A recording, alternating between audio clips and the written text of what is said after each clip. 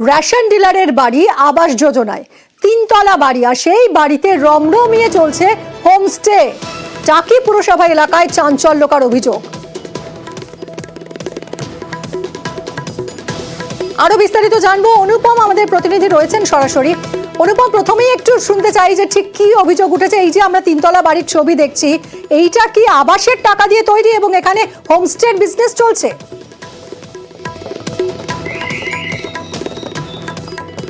হ্যাঁ দেখো মিমি, এই যে টাকি পৌরসভায় এই যে বাড়িটা আমরা দেখাচ্ছি, এই বাড়িটা হচ্ছে 4 নম্বর ওয়ার্ডে অবস্থিত। কিন্তু এই বাড়িটার কিন্তু বরাদ্দ হয়েছে 5 নম্বর ওয়ার্ডে, এবং 5 নম্বর ওয়ার্ডের কাউন্সিলরকে, যিনি আছে এই পৌরসভার চেয়ারম্যান সোমনাথ মুখার্জি, তিনি এই ওয়ার্ডের কাউন্সিলর এবং তিনি হচ্ছে চেয়ারম্যান, তিনি বরাদ্দ করেছে এই আবাস যোজনার ঘরটা।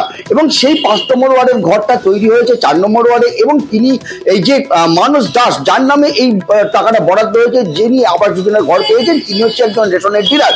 এবং এইটাতে এই টাকা দিয়ে তিনি তিনতলা একটা বাড়ি করেছে, যেখানে হোমস্টে তৈরি করেছে, ভাড়া দিচ্ছে রীতিমতো, এবং রমরমিয়ে চলছে সেখানকার যে ব্যবস্থা, এবং পুরোটাই কিন্তু বেআইনি। এবং শুধু তাই না, আরো বড় একটা যেটা অভিযোগ, সেটা হচ্ছে যে তিনতলা বাড়ি করার জন্য যে জমি দরকার হয়, পারমিশনের জন্য যে জমি দরকার হয়, সেই জমির পরিমাণ বা মাপটাও কিন্তু এখানে নেই। তার থেকে অনেক কম পরিমাপের জায়গা, তার মধ্যে কি করে এই পৌরসভা এখানে পারমিশন দিল এই তিনতলা বাড়ি করার জন্য, যেখানে এই তিনতলা বাড়িটা হচ্ছে। এবং একাধিক প্রশ্ন কিন্তু জড়িয়ে রয়েছে এই হোমস্টে, এই মানস দাসের বাড়িটা নিয়ে।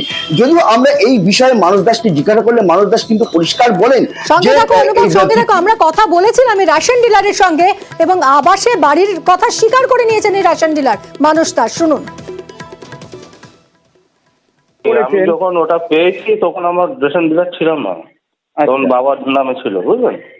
আচ্ছা, আর আমি ওপরে ওটা সেট দিচ্ছি। ওটা যখন ঘরটা পেয়েছি তখন আমি রেশন ডিলার ছিলাম না, আমি বেকার ছিলাম। আমার বাবা মারা যাওয়ার পরে আমি ডিলারশিপটা পেয়েছি পরে।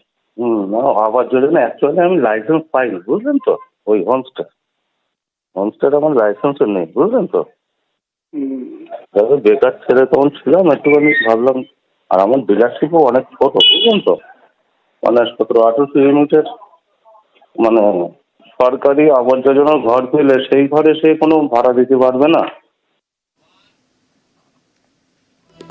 অনুপম, এত অভিযোগ উঠছে এই বাড়িটাকে ঘিরে, যে ওয়ার্ডে তৈরি করার কথা, আবাস যোজনার জন্য বরাদ্দ টাকা দিয়ে এই বাড়ি তৈরি করা হয়েছে, সেটা আবার অন্য ওয়ার্ডে তিনতলা বাড়ি তৈরি হয়ে গেল, কিন্তু সেটা যতটা জমির ওপর তৈরি হওয়া উচিত তা তৈরি করা হলো না, নিয়ম মেনে হলো না। কি করে প্ল্যান পাস করলো পুরসভা? এত রকমের অভিযোগ, কি বলছে টাকি পুরসভা? তাদের নজরে আসেনি এত কিছু?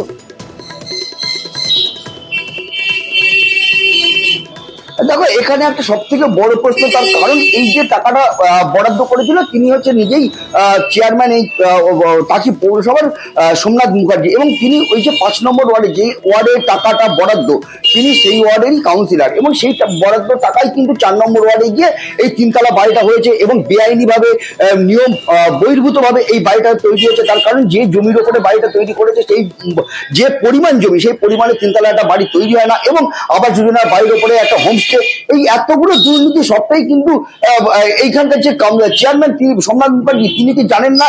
তিনি যদিও আমাদের সামনে বলেছেন তিনি জানেন না, কিন্তু কি করে জানেন না, এটা সব থেকে বড় প্রশ্ন। তার কারণ এই বাড়ির সামনে দিয়ে এই সোমনাথ মুখার্জি, যিনি চেয়ারম্যান, তিনি একবার না একাধিকবার বছরের পর বছর কিন্তু তার বাড়ির সামনে দিয়ে যাচ্ছে, ঘুরছে ফিরছে, দেখছে, কিন্তু তার কোনো রকম হেলদোল নেই। তিনি কোনো রকম এর বিরুদ্ধে কিন্তু কোনো রকম প্রতিবাদও করছেন না, কোনো রকম প্রতিকারও করছেন না। এখানে সব থেকে বড় প্রশ্ন, এখানেই বড় প্রশ্ন, যে এই যে সোমনাথ মুখার্জি, এই সোমনাথ মুখার্জি এই যে মানস দাসের যে বাড়িটা পেয়েছে, সেই বাড়িটা পাওয়ার পিছনে সোমনাথ মুখার্জি কি কোনো রকম হাত নেই, কোনো রকম ইন্ধন নেই, কোনো রকম সহযোগিতা নেই? এইটা কিন্তু বড় একটা প্রশ্ন কিন্তু উঠে আসছে। না হলে এই টাকি পৌরসভার 4 নম্বর ওয়ার্ডের মধ্যে এরকম একটা তিনতলা বাড়ি, আবাস যোজনার একটা তিনতলা বাড়ি কি করে হয়? যে বাড়ির উপরে একটা হোমস্টে, এই বাড়িটা কি করে হয়? এতগুলো প্রশ্ন সবটাই কি এড়িয়ে যেতে পারেন সোমনাথ মুখার্জি, টাকি পৌরসভার চেয়ারম্যান? কিন্তু তিনি এড়িয়ে গেলেন। তিনি বললেন যে তিনি জানতেন না, তিনি খোঁজ নিয়ে দেখবেন, তিনি পদক্ষেপ নেবেন, অনেক কিছুই তিনি জানালেন। কিন্তু আদৌ কি পদক্ষেপ নেবে, সেটাই হচ্ছে দেখার। কি পদক্ষেপ নেবে আদৌ এই মানস দাস, যে টাকা পেয়েছে আবাস যোজনা, সেই টাকা কি পৌরসভা কি ফিরিয়ে নেবে? প্রচুর প্রশ্ন, অনেক কিছু এই বাড়িকে ঘিরে, যার উত্তর এখনো অধরা। আমরা শুনবো টাকি পুরসভার পুরো প্রধান তিনি বলেছেন তিনি খোঁজ নিয়ে দেখবেন। কি বলেছেন তিনি, তার বক্তব্য। মানস দাসের ব্যাপারে যেটা আপনাদের কাছ থেকে পেলাম, আমি আগামীকালই আমার সংশ্লিষ্ট ইঞ্জিনিয়ার বা ওই দপ্তরের যারা আছে তাদের দিয়ে এনকোয়ারি করব এবং সেই টাকা তাকে রিটার্ন দেওয়ার জন্য আমরা চিঠি করে দেব এবং পরবর্তী যে টাকা তার পাওয়ার কথা সে টাকাটাও আমরা বলে দেব।